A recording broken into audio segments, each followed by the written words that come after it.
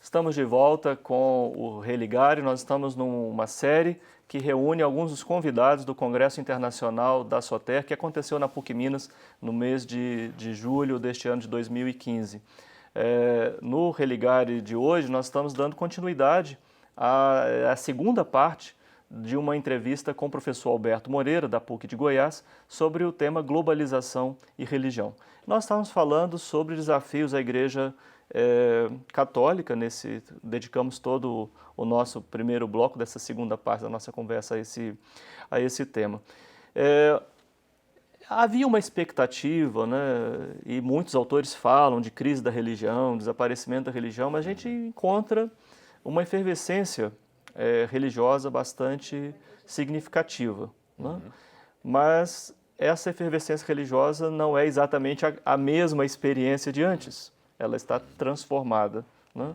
O que passa com a experiência religiosa na nossa época?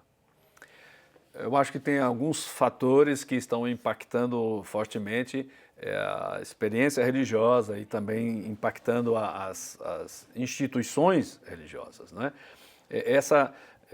De fato, a famosa tese da secularização, ou do desaparecimento da religião, à medida que a modernidade, o conhecimento científico progrediriam, a religião iria batendo em retirada. Isso não se confirmou.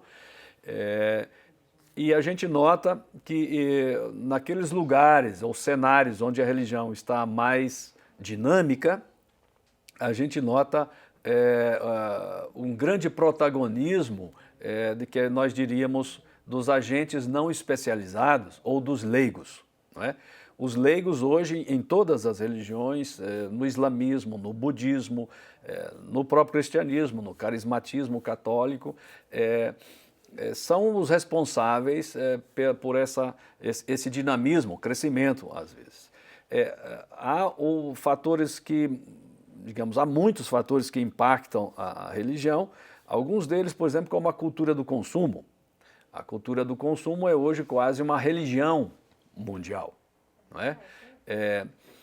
Hoje, os shopping centers nos domingos e sábados estão lotados, enquanto nem todas as igrejas ou quase nenhuma delas está cheia, às vezes até só parcialmente cheia. Significa, há uma transformação da cultura do consumo que impacta a forma de vida cotidiana, os valores. Hoje, se a gente fosse perguntar em que consiste uma vida feliz, geralmente as pessoas não procuram um agente religioso, ou um padre, um pastor, para que responda essa pergunta. Quem diz em que consiste uma vida humana feliz é a publicidade, é a cultura do consumo, que diz, ó, se você tiver tal marca de carro, tal marca de bairro, né, porque o espaço também entrou capitalizado e também recebe, ou seja, as marcas não são apenas nomes, elas carregam uma carga metafísica de atributos. E isso tudo impacta. Então, quase também se criam religiões de grife. Não é? Se eu ia perguntar, a cultura do consumo, ela não modifica o modo como o crente experimenta a sua fé? Sem dúvida, sem dúvida. Também não se consome bens religiosos? Claro. Pode-se muito bem imaginar uma subjetividade que precisa, digamos, constantemente do consumo de bens, ou de imagens, ou de emoções, de vivências estéticas, sensoriais fortes, que reforcem nesse indivíduo, por exemplo, uma identidade, ou então um sentido de pertencimento.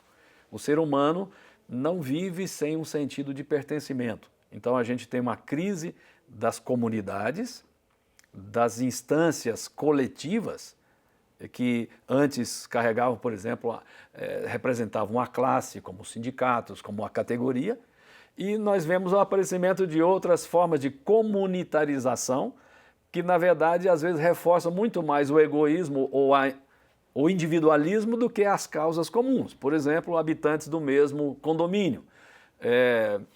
aqueles que fazem, por exemplo, participam da igreja maradoniana, por exemplo, que existe na Argentina, ou aqueles que fazem parte das novas tribos urbanas, ou aqueles que consomem, por exemplo, uma determinada mercadoria.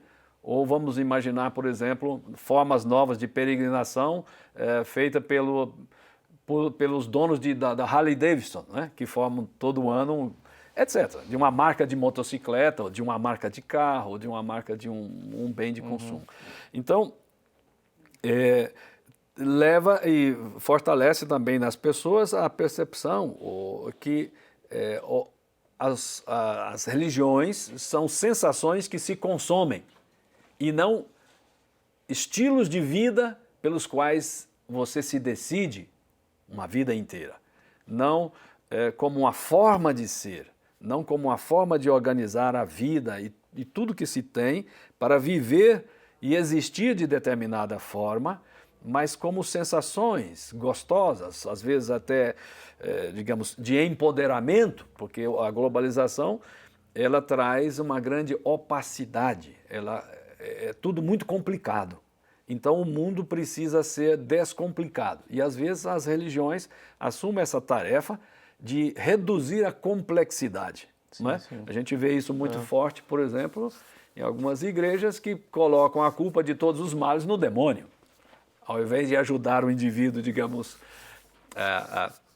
a entender as causas sociológicas, econômicas, políticas, porque foi mandado embora, simplesmente reduz, dizendo, é culpa do demônio.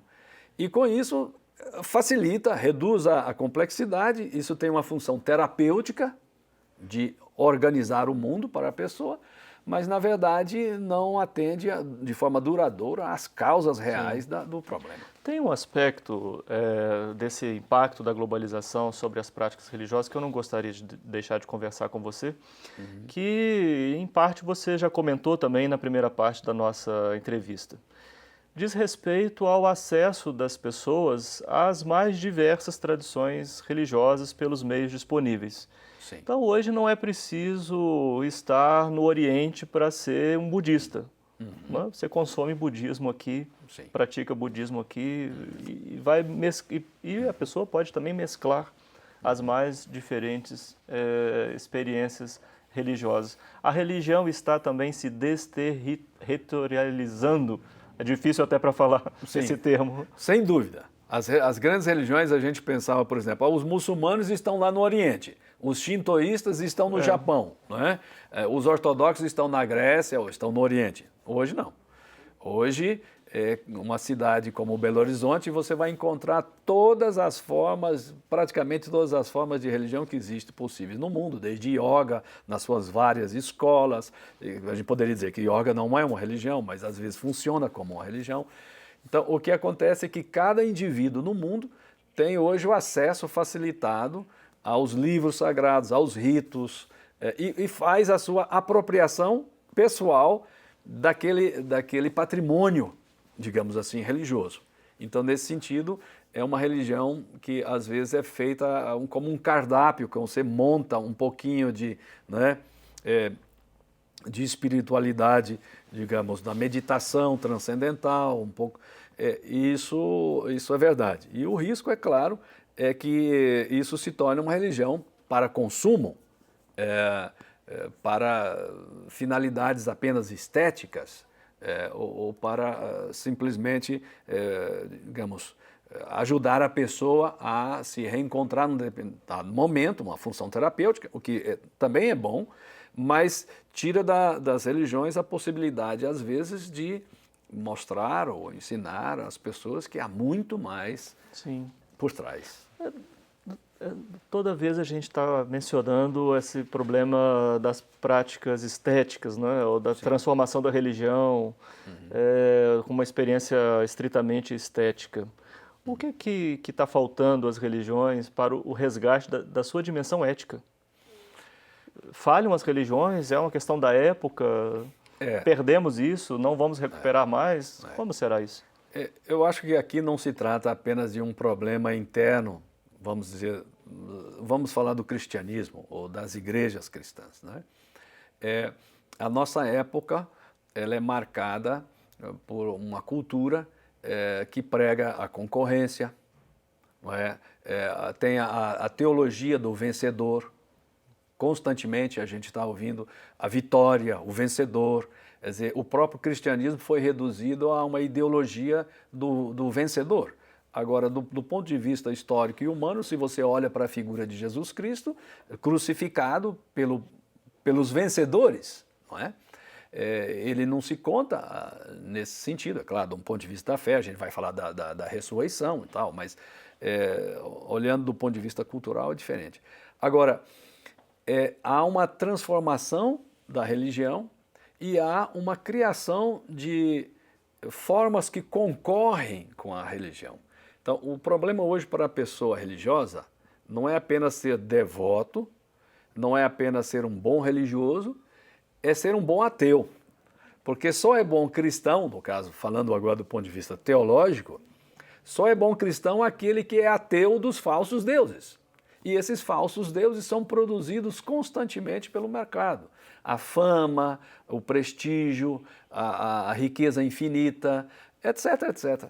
Quer dizer, há toda uma produção mercadológica, se quiser, de uma religião que vai contra os códigos fundadores, por exemplo, do cristianismo, que está baseado na solidariedade, que a felicidade consiste em que todos tenham o suficiente para levar uma vida digna, né? A nossa própria religião está sendo educada e transformada para nos esquecer desses valores fundamentais da humanidade. Roberto, eu gostaria de marcar com você um terceiro, um quarto, e a gente continuar conversando muito sobre esse tema. Agradeço muito você ter acolhido o nosso convite, ter participado e partilhado de todo o seu trabalho de pesquisa sobre essa questão da globalização e os impactos sobre a religião.